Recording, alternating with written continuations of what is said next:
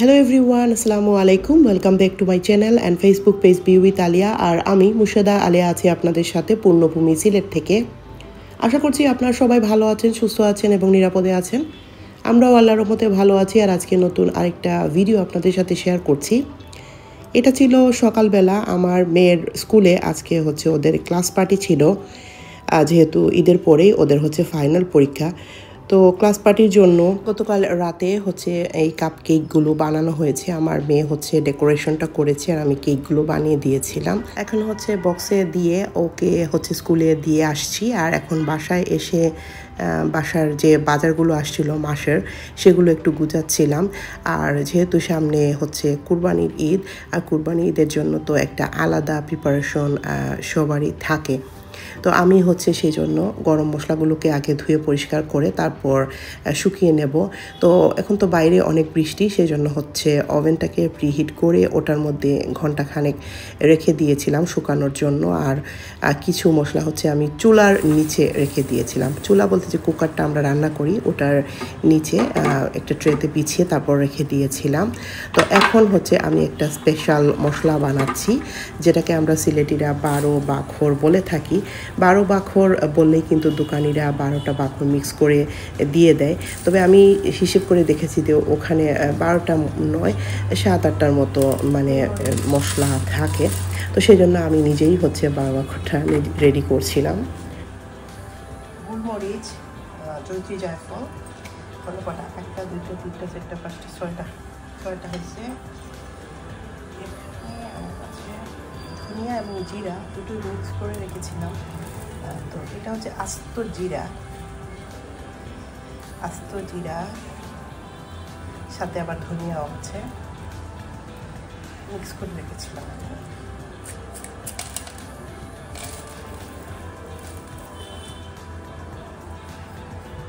কালো জিরা,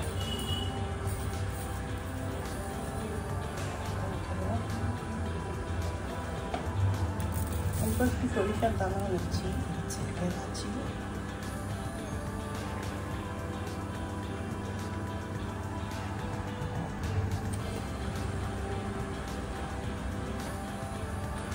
তো এখানে আমি 12 ধরনের মশলাকে একটা ট্রের মধ্যে নিয়ে নিয়েছি আপনাদেরকে দেখানোর সুবিধার জন্য। জয়ত্রী জায়ফল, এলাচি, শাহি জিরা, নর্মাল জিরা ধনিয়ার সাথে মিক্স করা আছে, সেই জন্য আমি অল্প ধনিয়া নিয়েছি। তারপর সরিষার দানা, কালো জিরা, গোলমরিচ, লবঙ্গ, দারুচিনি, তেজপাতা। এখানে এই 12টা আইটেম দিয়ে 12 বাখরটা অ্যাকচুয়ালি করা হয়। এটা দিয়ে দিলে কিন্তু মাংসে আর কোনো গরম মশলা এক্সট্রা গরম মশলা এর করার দরকার নাই। এগুলো দিলেই কিন্তু হয়। এগুলো কিন্তু শুধু মাংসে আর পোলাওয়ে ইউজ করা হয়। গরুর গোস্ত, মুরগির গোস্ত, খাসির গোস্ত, তারপর পোলাওয়ে এই মশলাটা ইউজ করলে একটা অনেক ফ্লেভার আসে। তারপর এগুলোকে ভেঙে ভিতরের বীজটা বের করতে হবে। তো এবার আমি এই মশলাগুলোকে একসাথে করে একটা কড়াইতে ভেজে নেব একদম ক্রিস্পি করে। তারপর এটাকে ব্লেন্ডারে জারে আমি গুঁড়ো করে নেব। তো এই মশলাটা খুবই ফ্লেভারফুল হয় তরকারি নামানোর আগে আগে যদি এটা দেওয়া যায় তাহলে। আর আমার আম্মাকে দেখতাম প্রতি কুরবানির ঈদে উনি এরকম একটা স্পেশাল মশলা বানাতেন। সবারই আসলে নিজস্ব একটা স্পেশাল মশলার থাকে। তো এখন এগুলোকে আমি ভেজে নিয়ে তারপর ব্লেন্ডারে জারে গুঁড়ো করে নিয়েছিলাম। এখন একটু চেলে নিচ্ছি। চেলে নিলে যেটা হয়, যেহেতু অনেক শক্ত শক্ত ইনগ্রিডিয়েন্টস এখানে দেয়া হয়েছে, যেমন দারুচিনি, তারপর গোলমরিচ, এগুলো যদি গুঁড়ো না হয় ভালো করে 2-1টা টুকরো থেকে যেতে পারে। তো সেই জন্য চেলে নিলে ভালো হয়। চেলে নিয়ে যেগুলো একটু বড় দানা থেকে যাবে সেগুলোকে, এই যে বড় দানাগুলো রয়ে গিয়েছে এগুলোকে আমি আবারও ব্লেন্ডারে জারে গুঁড়ো করে নিয়েছি। তারপর আবারও চেলে নিয়েছি। এভাবে করে করে আমি 2-3বার চেলে এটাকে রেডি করেছি। তো আমার কাছে এইটুকুই হয়েছে। আর এদিকে অন্যান্য যে মশলা আছে সেগুলো আমি বেটে পিষে রেখে দিচ্ছি। আদা রসুনের পেস্ট, তারপর পেঁয়াজের পেস্ট, তারপর এখানে হচ্ছে বাদাম, এটা হচ্ছে চীনা বাদামের পেস্টও কিছুটা করে রাখছি। এটা পোলাও বা বিরিয়ানিতে দিলে ভালো লাগে, অথবা গোস্তের সাথেও খেতে কিন্তু বেশ টেস্টি হয়। তো এটাকেও আমি ভালো করে পেস্ট করে তারপর ছোট ছোট বক্সে নিয়ে ওগুলোকে ডিপ ফ্রিজে রেখে দেব, তাহলে অনেক দিন পর্যন্ত এগুলো কিন্তু ভালো থাকে। তো বাদামের পেস্টটাও রেডি হয়ে গিয়েছে, আর ওদিকে হচ্ছে টুকিটাকি রান্নাবাড়া করছি দুপুরের জন্য। আর হচ্ছে একটা পিঠা বানাচ্ছি। তো এটা আমি ফার্স্ট টাইম বানাচ্ছি, মুগ পাকন যেটাকে বলা হয়, মুগ ডাল দিয়ে করা হয়। তো আমি এটা পুরো রেসিপিটা আপনাদের সাথে শেয়ার করছি না, যেহেতু আমি প্রথমবার বানাচ্ছি। দেখি এটা কীরকম হয়, যদি ভালো হয় তাহলে পরে আপনাদের সাথে আমি রেসিপিটা শেয়ার করব। আর এমনিতেই কিন্তু মুগ পাকনের রেসিপি ইউটিউব চ্যানেলগুলো বা বিভিন্ন চ্যানেলে গেলেই কিন্তু আপনি পুরো রেসিপিটা পেয়ে যাবেন। তো আমি হচ্ছে ডেকোরেশন বা সাজানোটা একটু মানে কম পারি, তো সেই জন্য আমি একদম সিম্পল ওয়েতে এটাকে সাজিয়ে নিচ্ছি। তবে পরে দেখলাম যে এই পাতার শেপটা কিন্তু খুবই সুন্দর হয়েছে। আর এই মুগ পাকনগুলো দুইবার মানে ডাবল ফ্রাই করতে হয়, তো সেই জন্য আমি আজকে হচ্ছে একবার ফ্রাই করে তারপর রেখে দেব। একবার ফ্রাই করে ঠান্ডা করে ফ্রিজে বা নর্মালে 2-3 দিন রাখা যায়, তবে ফ্রিজে রেখে দিলে আর কি সেফ থাকে, নষ্ট হওয়ার কোনো চান্স নাই।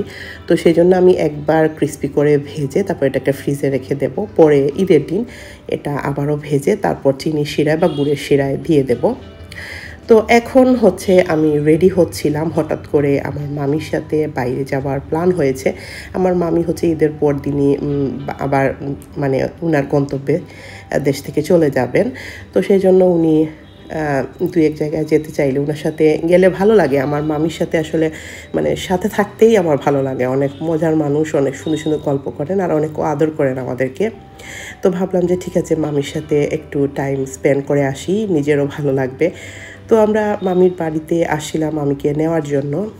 তো এরই মধ্যে হচ্ছে মামির চাচার বাসায় অনেক সুন্দর করে ওরা হচ্ছে বাসার বাইরে একটা কি বলবো, এটাকে কুঁড়েঘরের মতো বানিয়েছেন আর কি ওনারা, এখানে বিকেলে টি পার্টি বা এমনিতে বসার জন্য। তো অনেক সুন্দর লাগছিল, তো ভাবলাম যে এটা একটু দেখে যাই আর একটু ভিডিও করে যাই, যেহেতু আমার ভিডিও করার নেশা। তো আমি একটু ভিডিও করলাম আর এটার জন্য একটু রিলস বানালাম। তারপর হচ্ছে আমরা ঘুরে ঘুরে দেখছিলাম আর কি, অনেক সুন্দর ছিল। আর ওদের বাড়ি তো অনেক বড় বড় বাড়ি হওয়ার কারণে দেখা যাচ্ছে যে অনেক কিছুই ওনারা করতে পারছেন বাসার মধ্যে।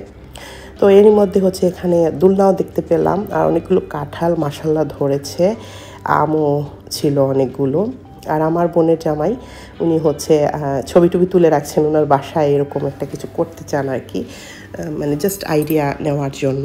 তো এরই মধ্যে আমার মেয়ে বললো যে একটু দোলনায় উঠবে, ওখানে দোলনা ছিল ওদের। তো ওনারা নানি আর নাতনি মিলে হচ্ছে দোলনায় একটু দোল খাচ্ছিলেন, আমিও একটু দোল খেয়ে নিলাম।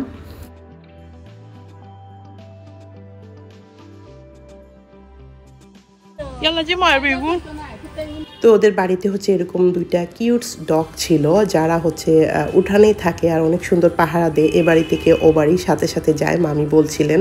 তো ওনারা মানে 2 বাড়ি আর কি, ওই পাশে বাড়িটা মামিদের আর এই পাশের বাড়িটা হচ্ছে ওনার চাচাদের। বাসার ভিতরে আসছিলাম, মামি চাচিকে দেখে একটু যাব, আর ওদের বাসার ভিতরে বেড়াল দেখে আমার মেয়ে একদম পাগল হয়ে গেছে। ওরা একটা ফ্যামিলি, হাজব্যান্ড ওয়াইফ, আর ওদের 2টা মানে ছোট ছোট কিটেন ছিল। আর আমার মেয়ে তো বিড়াল দেখে আসতেই চাইছিল না, আমি বারবার বলছিলাম চলো আমরা চলে যাব।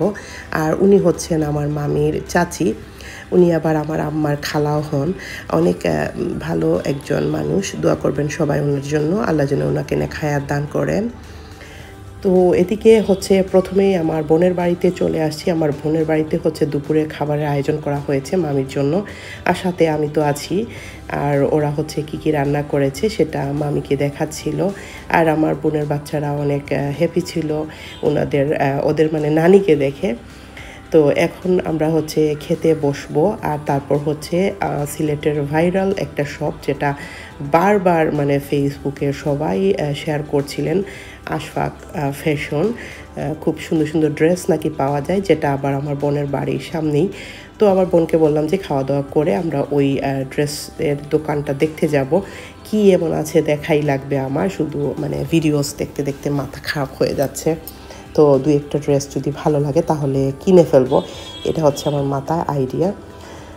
তো আমার বোনের বাসায় খাওয়া দাওয়া শেষ করে এখন আমরা হেঁটে হেঁটেই হচ্ছে ওই ভাইরাল শপের দিকে যাচ্ছিলাম। আর এটা হচ্ছে ওদের ওই এলাকার মসজিদ, অনেক সুন্দর মসজিদ ছিল, নতুন রং করা হয়েছে। তো আমি একটু ভিডিও করে নিলাম।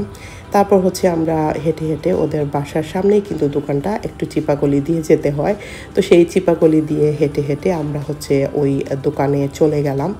দোকানে গিয়ে হচ্ছে আসলেই ঠিকই আছে, সবাই যেভাবে বলছে ওদের দোকানের কাপড়ের কোয়ালিটিসগুলো ভালো, দেখতে সুন্দর, অনেক ভ্যারাইটিস, আসলে ঠিকই আছে। আমার কাছে অনেক ভালো লেগেছে ওদের কাপড়ের মানে ডিজাইনগুলো। আশফাক ফ্যাশন এটার নাম, এই যে লেখাই আছে দোকানের সাইনবোর্ডে। তো মামি হচ্ছে এখান থেকে কয়েকটা ড্রেস নিয়ে নিলেন, আমিও হচ্ছে 2টা ড্রেস নিয়েছি। আর ঈদের সময় দেখা যায় যে সুতির ড্রেসগুলোই আমার বেশি পরতে ভালো লাগে, যেহেতু কুরবানি ঈদে অনেক কাজকর্ম করতে হয়, দৌড়াদৌড়ি করতে হয়, সুতির বা কটনের ড্রেসগুলোই কিন্তু বেশ ভালো লাগে। তো আমি হচ্ছে এখান থেকে 2টা কটনের ড্রেস নিয়ে নিলাম, আর আমার মামির জন্যও নিলাম। তো এখন হচ্ছে আমরা আমার আম্মার নানার বাড়ি চলে আসছি, মানে আমার মামির হচ্ছে মামা শ্বশুরের বাসা এটা। তো এখানে হচ্ছে প্রথমে আমার আম্মার যে ছোটো মামা, তার বাসায় আসছি। উনি অসুস্থ ছিলেন, তবে দুঃখের বিষয় হচ্ছে আমরা যেদিন আসছিলাম ওনার বাসায়, ওই দিন মানে পরদিনই উনি হচ্ছে দুপুরবেলা মারা গিয়েছেন। ইন্না লিল্লাহি ওয়া ইন্না ইলাইহি রাজিউন। আমরা হচ্ছে ওনাকে দেখতে গিয়েছিলাম, তবে পরদিন আর মানে মনটা খুবই খারাপ হয়েছে যে দেখে আসলাম, আর পরদিন হচ্ছে উনি মারা গেলেন। তো এখন হচ্ছে আমি আমার আম্মার মেজো মামার বাসায় আসছি, আর ইনি হচ্ছেন আমার আম্মার মেজো মামি। তো বুবু অনেক আদর করেন আমাদেরকে, আর একদম পাগল হয়ে গেছেন নাস্তা কী খাওয়াবেন কি না। তো আমরা হচ্ছে খাওয়া দাওয়া শেষ করে তারপর এখন বাসায় চলে আসছি। আর বাসায় এসে হচ্ছে বাচ্চাদের জন্য বিকেলের নাস্তা রেডি করছিলাম। এটা হচ্ছে ওই দিন আপনাদের সাথে শেয়ার করেছিলাম, পিৎজা বান যেটা বানিয়েছিলাম সেটা। পিৎজার ভিতরে মধ্যে যে পুরটা দেওয়া হয় সেটা দিয়েই আমি এই বানটা তৈরি করেছিলাম। তো ডিপ ফ্রিজে রাখা ছিল, তো এটা হচ্ছে এখন বের করে নিয়েছি। তারপর হচ্ছে ওভেনে দিয়ে দেব। ওভেনে দিয়েছিলাম প্রায় 10 মিনিটের মতোই দিয়েছি, আর এটা হচ্ছে অনেক সুন্দরভাবে ফুলে উঠেছে। তো আমি একটু ভিতরটা আপনাদের দেখিয়ে দিচ্ছি। তো এই ছিল আজকের ভিডিওতে, আশা করছি আপনাদের কাছে ভালো লেগেছে। সবাই অনেক ভালো থাকবেন, আমাদের জন্য দোয়া করবেন। আল্লাহ হাফেজ।